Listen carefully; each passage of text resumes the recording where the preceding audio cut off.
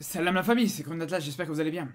Alors dans 2 jours, on aura les tirages au sort pour les éliminatoires de la Coupe du Monde dans la zone Afrique. C'est passé super vite parce que là on se rend compte qu'en fait, il y a à peine quelques mois, on sort de la Coupe du Monde 2022 et là déjà on se plonge quasiment dans les tirages au sort pour la prochaine Coupe du Monde. Il faut savoir que justement, les débuts de ces éliminatoires, ils commenceront déjà au mois de novembre. Ils vont s'étaler sur 2 ans. Donc ils vont commencer ces éliminatoires à partir de novembre 2023 et ça va s'étaler jusque novembre 2025. Et autant vous dire une chose, c'est que ces éliminatoires vont pas être faciles du tout. Alors c'est vrai que maintenant, il y aura plus d'équipes africaines qui participeront à la Coupe du Monde, mais c'est pas pour autant que se qualifier à ce mondial, ça va être une chose facile en Afrique. Au contraire, ça va être vraiment très très difficile. D'ailleurs, on va suivre ce tirage au sort jeudi soir à partir de 18 h sur Kick. Le lien de ma chaîne Kick est dans la description. Et justement, en parlant de live, je sais qu'il y en a beaucoup qui n'ont pas forcément toujours l'occasion de regarder ces lives, que ce soit des lives FIFA, des lives débats, etc. Et justement, c'est pour ça que j'ai ouvert une chaîne secondaire. La chaîne s'appelle Ilias de l'Atlas, le lien est dans la bio. Et si justement vous voulez pas rater les meilleurs moments des lives, n'hésitez pas à vous abonner à cette chaîne secondaire. Sinon, pour en revenir à ces éliminatoires, comme je vous le disais, ça va vraiment pas être facile. Parce qu'il faut savoir qu'il y aura des groupes de 6 équipes. Et il faudra être absolument premier du groupe pour se qualifier à la Coupe du Monde. Alors ouais, vous allez me dire, ouais, mais si t'es meilleur deuxième, tu peux jouer un mini tournoi pour faire des barrages contre des autres nations, d'autres continents, pour pourquoi pas aller à la Coupe du Monde. Non, non, non, non. Moi je vous dis, si tu veux aller à la Coupe du Monde, si tu veux être sûr d'aller à la Coupe du Monde, tu dois te qualifier premier et c'est tout. Faut pas commencer à faire des calculs et à chercher parce que la vérité, j'ai regardé les barrages. Si t'arrives deuxième, c'est une galère. Il faut arriver deuxième. Être dans les meilleurs deuxièmes, les 4 meilleurs deuxièmes des 9 poules différentes. Après ça, t'as une demi-finale à jouer. T'as une finale à jouer. Et même si tu joues et si tu gagnes cette finale, t'auras un match aller-retour à jouer avec une autre nation d'un autre continent. Faut se qualifier premier, c'est tout. Ça, c'est sûr et certain. Alors, ça va pas être facile parce que se qualifier premier dans une poule avec 6 équipes, ça veut dire que t'auras pas du tout droit à l'erreur. Et justement, on va regarder un petit peu ces différents chapeaux, à commencer par le chapeau A, et là on se rend compte que dans ce chapeau-là, vraiment, c'est que le gratin du football africain. Là, vraiment, c'est ceux qui vont jouer pour se qualifier à cette Coupe du Monde. Pour moi, toutes ces équipes qui sont dans le chapeau 1, ils sont clairement favoris. Que ce soit le Maroc, le Sénégal, le Nigeria, le Mali, la Tunisie, l'Algérie, bref, toutes ces équipes-là, vraiment, c'est celles qui partent favoris et qui ont le plus de chances de battre les équipes du chapeau 2, 3, 4, 5, 6. Ça, c'est clair. De toute façon, c'est simple. Ces équipes-là, c'est celles qui ont le plus l'habitude de jouer la Coupe du Monde. C'est aussi simple que ça. Par contre, ça ne veut pas dire pour autant que ça va être facile, attention. Parce que, ok, elles sont favoris, mais on sait très bien que favori ne veut pas dire d'office vainqueur. Et surtout en Afrique. On sait très bien que le statut de favori, c'est pas toujours facile à gérer. Et surtout que quand on voit, justement, les autres chapeaux, le chapeau 2, le chapeau 3, il y a du niveau aussi. Il y a vraiment énormément de niveau. Et on va s'intéresser justement à ces équipes du chapeau 2 pour vous dire c'est lesquelles qu'il faut absolument éviter. Alors dans le chapeau 2 justement, s'il y en a une qu'il faut éviter, c'est clairement le Ghana.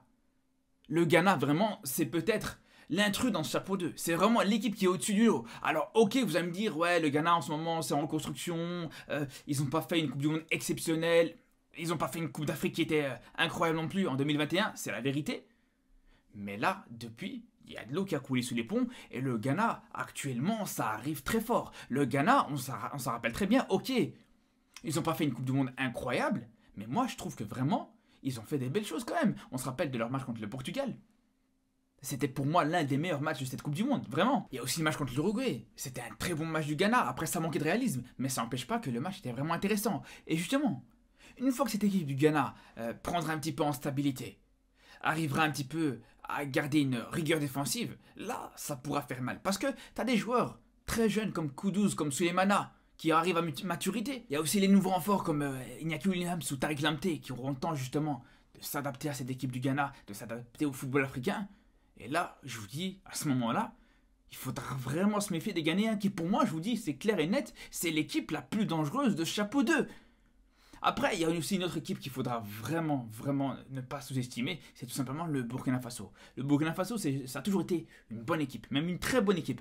Ça n'a jamais été une grande nation, mais c'est une très très bonne équipe du football africain et sur le continent africain. On l'a vu tout simplement à la Coupe d'Afrique. Les Burkinabés sont quand même arrivés en demi-finale. C'est un exploit qu'à la dernière Coupe d'Afrique, beaucoup de nations africaines n'ont pas réussi à faire.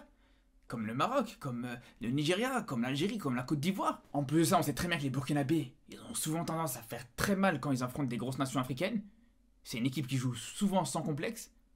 Moi, je me rappelle encore de leur coup de double confrontation, justement, pour la dernière Coupe du Monde, pour les qualifications à la dernière Coupe du Monde, quand ils ont joué contre l'Algérie. On se rappelle à quel point ça a été vraiment très compliqué pour les Algériens sur ces deux matchs-là. Donc c'est clairement pour ça que pour moi, le Burkina Faso et le Ghana, c'est vraiment les deux équipes à redouter le plus. Et je mettrais aussi un petit peu l'Afrique du Sud avec eux. Parce que l'Afrique du Sud, vraiment, en tant que Marocain, on est très bien placé pour le savoir, que les Sud-Africains, ils sont vraiment très dangereux.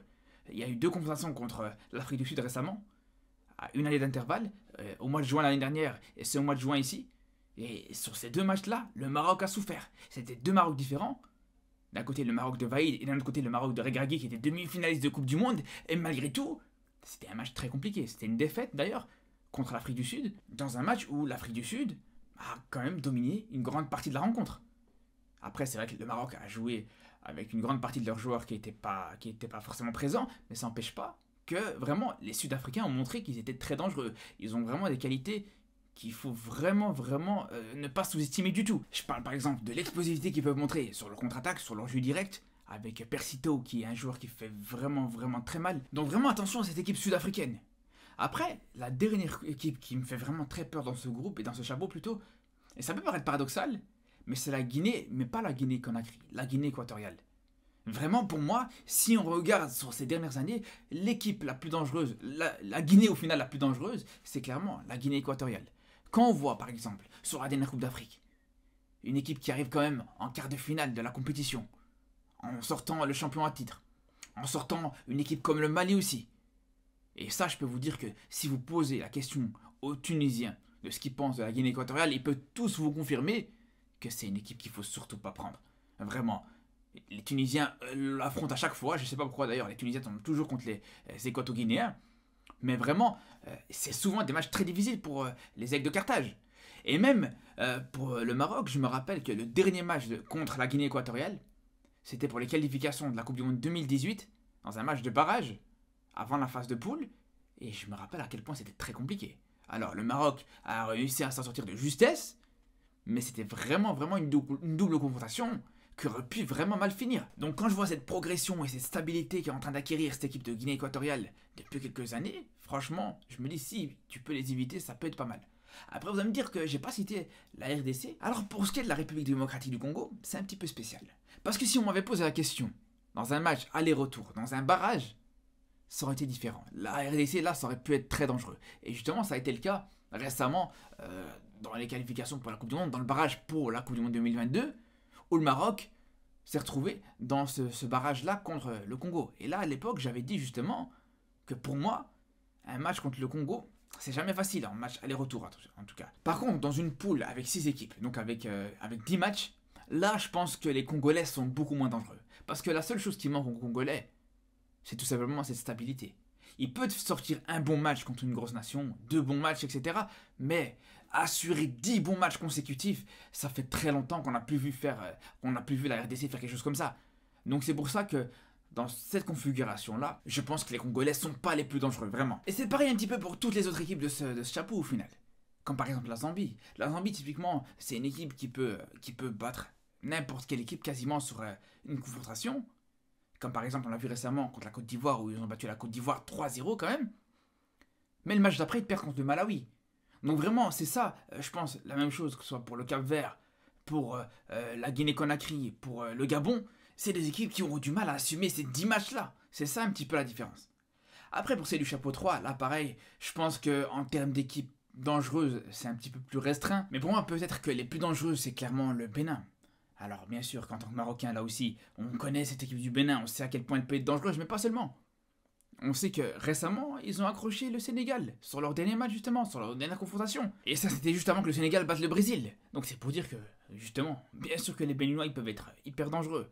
Et vraiment, on sait que contre les grosses équipes aussi, c'est une équipe qui répond souvent présent. Donc vraiment, pour moi, s'il y a une équipe à éviter dans ce chapeau, c'est clairement le Bénin. Après, dans le chapeau 4, je suis un petit peu partagé parce que là, je dirais, il y a 2 nations qui seront un petit peu dangereuses.